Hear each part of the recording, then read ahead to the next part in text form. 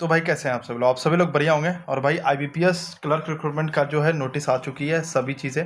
ठीक है, 1 अगस्त से जो है फॉर्म भराया जाएगा और आपका फॉर्म भराना स्टार्ट हो चुका है। ये जो फॉर्म भराया जाएगा वो सिर्फ ऑनलाइन मोड में भराया जाएगा और किसी भी तरह का ऑफलाइन या कोई भी और मोड है उससे नहीं भराया जाता है। ठीक है, इसका जो डेट है और जो वैकेंसी इस बार आई है भाई 11,000 प्लस वैकेंसी आई है यहाँ पर। ठीक है, 11,000 प्लस वैकेंसी है और पिछले साल जो थी वो 15,000 के करीबन वैकेंसी थी। लेकिन पिछले साल जो नोटिस में आई थी वो लगभग 10,000 के करीबन वैकेंसी थी और वहाँ से वो बढ़ करके 15,000 प्लस के करीबन जो चली गई थी वैकेंसी। और अभी जो 11,000 प्लस वैकेंसी आई इसमें एक बैंक ने तो अपना वैकेंसी अभी तक नहीं दिया, यूनियन बैंक ऑफ इंडिया ने। जब वो देगा तो ऑन अराउंड 12-13 हज़ार के करीबन जो है वो वैकेंसी आराम से यहाँ पर आ जाएगी। ठीक है, तो अच्छा गोल्डन अपॉर्चुनिटी, क्योंकि अगर आप देखोगे 2024 में, अगर आप देखोगे या 2023 देखोगे या 2022 देखोगे या 2021 भी देखोगे, इवन 4 साल में देखोगे तो ज़्यादा वैकेंसी नहीं, वही 6,000 5,000 7,000 करीबन इसी तरीके से वैकेंसी आती थी। लेकिन जो पिछले साल आया 2025 में 15,000 प्लस वैकेंसी आई, 2026 में अभी 11,403 वैकेंसी अभी तक आ चुकी है और ये अभी और भी ऐड होगी अभी ये।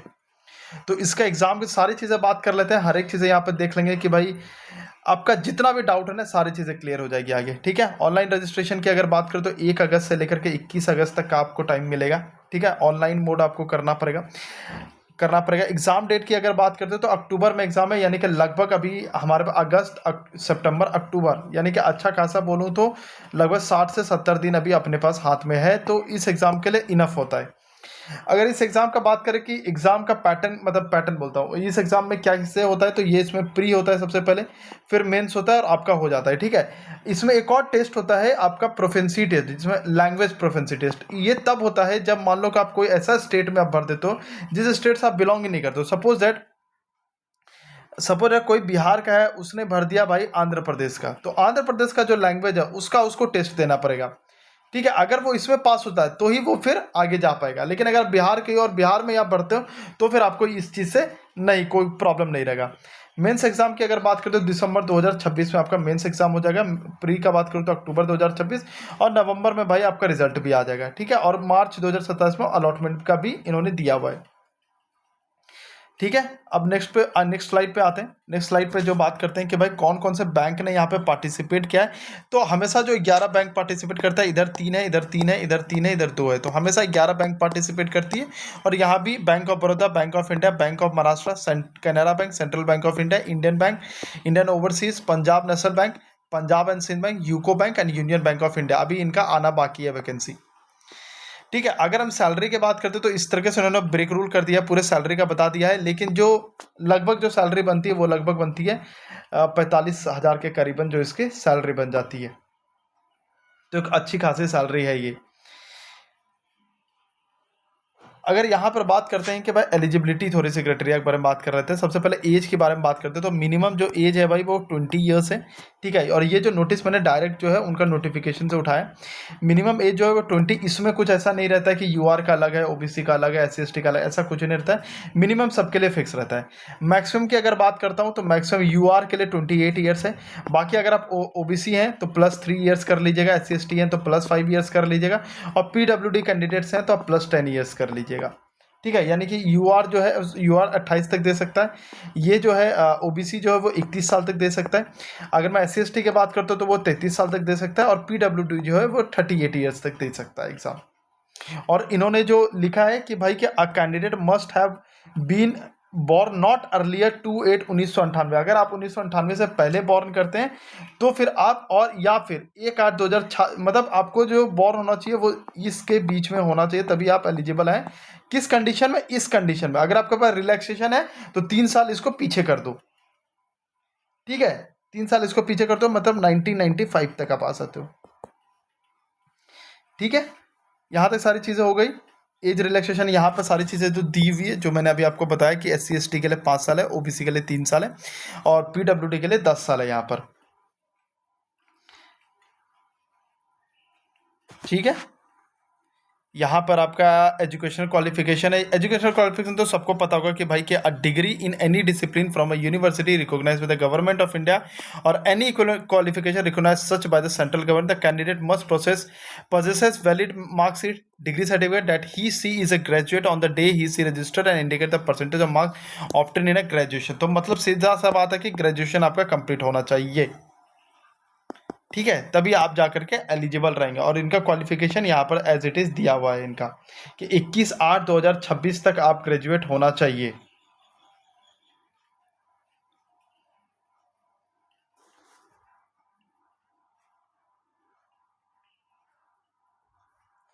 ठीक है, तो यहाँ तक सारी चीज़ें आप लोग को समझ आ गई होगी अभी तक।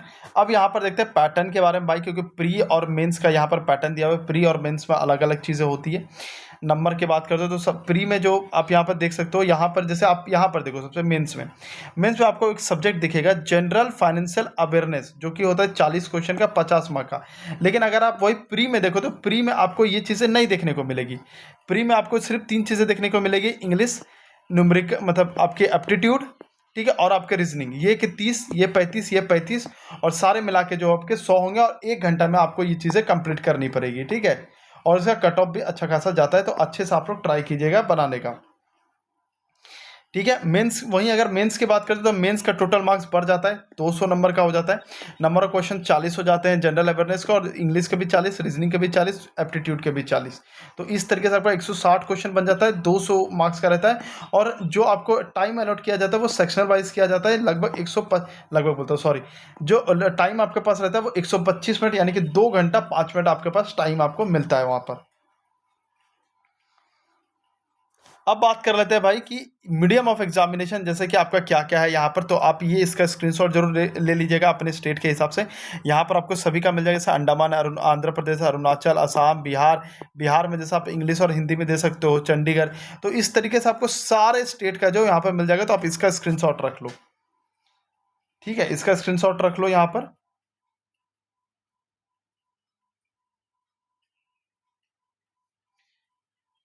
ठीक है। अब यहाँ पे आते हैं कि फीस कितनी लगती है भाई। तो यहाँ पर जो फीस है अदर्स के लिए, मतलब जो जनरल हैं ये सब के लिए, उनके लिए 850 रुपया लगता है, ठीक है, 850 रुपया। और वहीं जो इंक्लूसिव SC ST के लिए, PWD के लिए, ESM के लिए, DSM कैंडिडेट के लिए 175 रुपये लगता है, ठीक है। तो ये सारी चीज़ें हैं। अब बात करते हैं, अब यहाँ पे एक स्क्रीनशॉट आप जरूर यहाँ पर रख लेना, ठीक है।